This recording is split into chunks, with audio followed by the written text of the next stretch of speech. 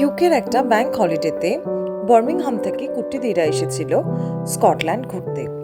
চায়ের সাথে আড্ডা দিতে দিতে প্ল্যান হচ্ছিল কি কি করা হবে সামনের দিনগুলোতে। দিন আগেই রাখি গেছে, তাই আমরা ছোট্ট করে একটু রাখিও সেলিব্রেট করে নিলাম।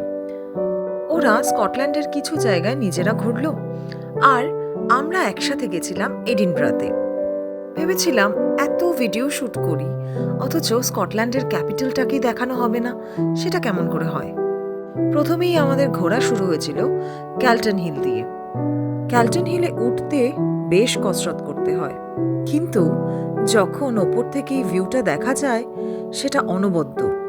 সেদিন সারাদিন এডিনব্রাতে বৃষ্টি পেয়েছি, কিন্তু এই বৃষ্টির মধ্যেও পুরো সিটি সেন্টারটা যেন গমগম করছিল। সিটি সেন্টারের ওপরেই এই ক্যাথিড্রালে আমরা বেশ কিছুটা সময় কাটিয়েছি।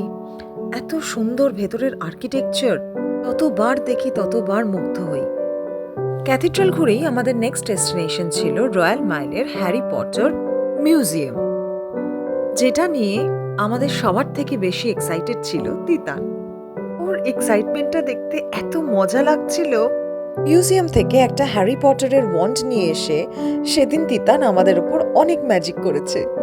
অনেকটা ঘোরার পর এবার ম্যান্ডেটরি লাঞ্চ ব্রেক।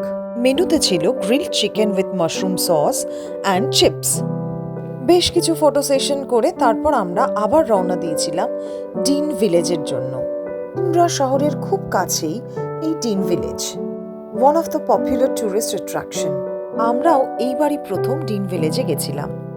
লিথ নদীর ধারে চার্মিং এই গ্রামটাতে বেশ একটা রিল্যাক্সিং টাইম কাটিয়েছিলাম আমরা। আমাদের এডিনব্রা ট্রিপ কেমন লাগলো অবশ্যই জানিও।